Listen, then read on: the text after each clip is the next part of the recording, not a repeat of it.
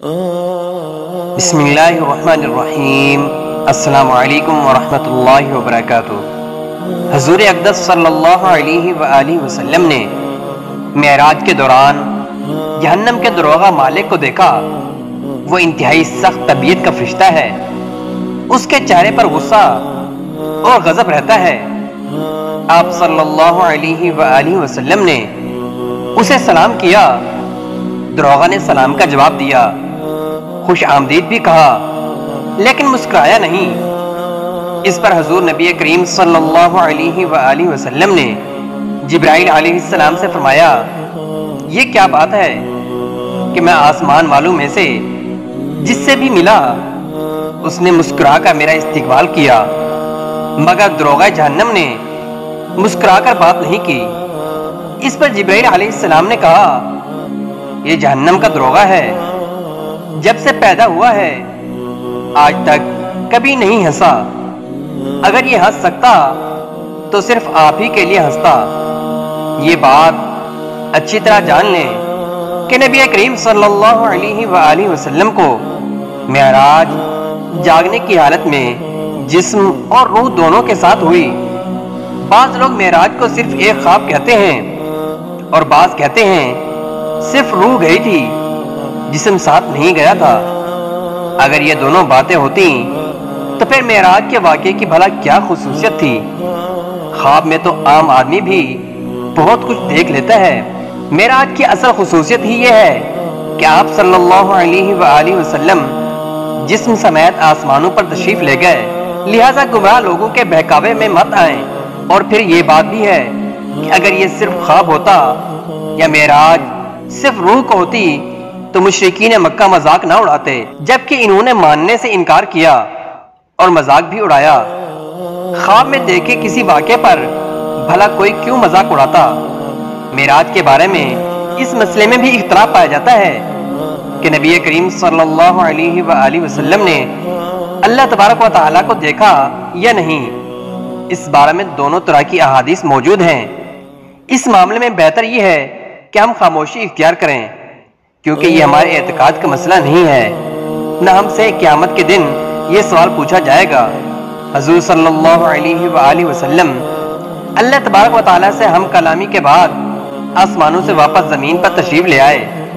جب اپنے بستر پر پہنچے تو وہ اسی طرح گرم تھا جس طرح چھوڑ کر گئے تھے۔ یعنی معراج کا یہ عجیب واقعہ اور اتنا طویل سفر صرف ایک لمحے میں پورا ہو گیا۔ یوں سمجھیں کہ اللہ تبارک و تعالیٰ نے اس دوران کائنات کے وقت کی رفتار کو روک دیا، جس کے باعث یہ معجزہ نہایت تھوڑے وقت میں مکمل ہو گیا۔ معراج کی رات کے بعد جب صبح ہوئی اور سورج ڈھل گیا تو جبرائیل علیہ السلام تشریف لائے۔ انہوں نے امامت کر کے آپ صلی اللہ علیہ وآلہ وسلم کو نماز پڑھائی تاکہ آپ کو نمازوں کے اوقات اور نمازوں کی کیفیت معلوم ہو جائے۔ معراج سے پہلے آپ صلی اللہ علیہ وآلہ وسلم صبح شام 2 رکعت نماز ادا کرتے تھے اور رات میں قیام کرتے تھے، لہٰذا آپ صلی اللہ علیہ وآلہ وسلم کو 5 فرض نمازوں کی کیفیت اس وقت تک معلوم نہ تھی۔ جبرائیل علیہ السلام کی آمد پر حضور صلی اللہ علیہ وآلہ وسلم نے اعلان فرمایا کہ سب لوگ جمع ہو جائیں۔ چنانچہ آپ صلی اللہ علیہ وآلہ وسلم نے جبرائیل علیہ السلام کی امامت میں نماز ادا کی اور صحابہ کرام رضوان اللہ تعالی علیہم اجمعین نے آپ صلی اللہ علیہ وآلہ وسلم کی امامت میں نماز ادا کی۔ یہ ظہر کی نماز تھی۔ اسی روز اس کا نام ظہر رکھا گیا، اس لیے کہ یہ پہلی نماز تھی جس کی کیفیت ظہر کی گئی تھی۔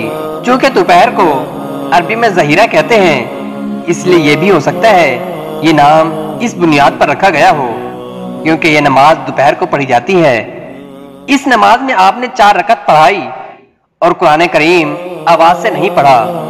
اسی طرح عصر کا وقت ہوا تو عصر کی نماز ادا کی گئی۔ سورج غروب ہوا تو مغرب کی نماز پڑھی گئی۔ یہ 3 رکعت کی نماز تھی۔ اس میں پہلی 2 رکعتوں میں آواز سے قرات کی گئی، آخر رکعت میں قرات بلند آواز سے نہیں کی گئی۔ اس نماز میں بھی ظہر اور عصر کی طرح حضرت جبرائیل علیہ السلام آگے تھے۔ آپ صلی اللہ علیہ وآلہ وسلم ان کی امامت میں نماز ادا کر رہے تھے اور صحابہ کرام رضوان اللہ تعالی علیہم اجمعین نبی کریم صلی اللہ علیہ وآلہ وسلم کی امامت میں تھے۔ اس کا مطلب ہے حضور صلی اللہ علیہ وآلہ وسلم اس وقت مقتدی بھی تھے اور امام بھی۔ رہا یہ سوال کہ یہ نماز کہاں پڑھی گئیں، تو اس کا جواب یہ ہے کہ خانہ کعبہ میں پڑھی گئیں، اور آپ صلی اللہ علیہ وآلہ وسلم کا رخ بیت المقدس کی طرف تھا، کیونکہ اس وقت قبلہ بیت المقدس تھا۔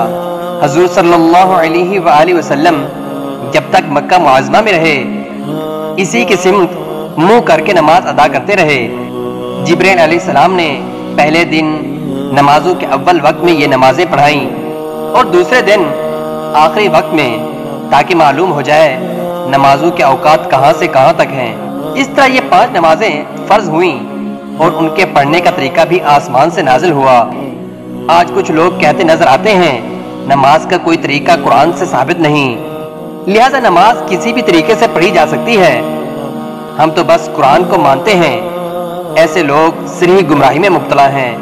نماز کا طریقہ بھی آسمان سے ہی نازل ہوا اور ہمیں نماز اسی طرح پڑھنا ہوگی جس طرح نبی کریم صلی اللہ علیہ وآلہ وسلم اور آپ کے صحابہ رضوان اللہ تعالی علیہم اجمعین پڑھتے رہے۔ یہ بھی ثابت ہو گیا کہ فرض نمازیں 5 ہیں۔ حدیث کے منکر 5 نمازوں کا انکار کرتے ہیں، وہ صرف 3 فرض نمازوں کے قائل ہیں۔ لوگوں کو دھوکہ دینے کے لیے وہ کہتے ہیں کہ قرآن مجید میں صرف 3 نمازوں کا ذکر آیا ہے، حالانکہ اول تو ان کی یہ بات ہے ہی جھوٹ، دوسرا یہ کہ جب احادیث سے 5 نمازیں ثابت ہیں تو کسی مسلمان کے لیے ان سے انکار کرنے کی کوئی گنجائش نہیں رہتی۔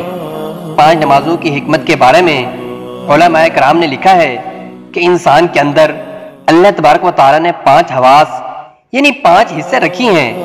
انسان گناہ بھی انہی حصوں کے ذریعے سے کرتا ہے، یعنی آنکھ، کان، ناک، منہ، اعضائے جوارح یعنی ہاتھ پاؤں۔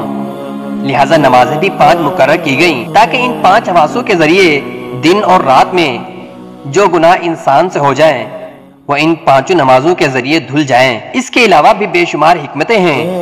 یہ بھی یاد رکھیں کہ معراج کے واقعے میں حضور صلی اللہ علیہ وآلہ وسلم کا آسمانوں پر جانا ثابت کرتا ہے کہ آسمان حقیقت میں موجود ہیں۔ موجودہ ترقی یافتہ سائنس کا یہ نظریہ ہے کہ آسمان کا کوئی وجود نہیں بلکہ یہ کائنات ایک عظیم خلا ہے۔ انسانی نگاہ جہاں تک جا کر رک جاتی ہے وہاں اس خلا کے مختلف روشنیوں کے پیچھے ایک نیلگوں حد نظر آتی ہے۔ اسی نیلگوں حد کو انسان آسمان کہتا ہے، لیکن اسلامی تعلیم نے ہمیں بتایا ہے کہ آسمان موجود ہیں اور آسمان اسی ترتیب سے موجود ہیں جو قرآن اور حدیث نے بتائی ہے۔ قرآن مجید کی بہت سی آیات میں آسمان کا ذکر ہے، بعض آیات میں 7 آسمانوں کا ذکر ہے، جن سے معلوم ہوتا ہے کہ آسمان ایک اٹل حقیقت ہے، نہ کہ نظر کا دھوکہ۔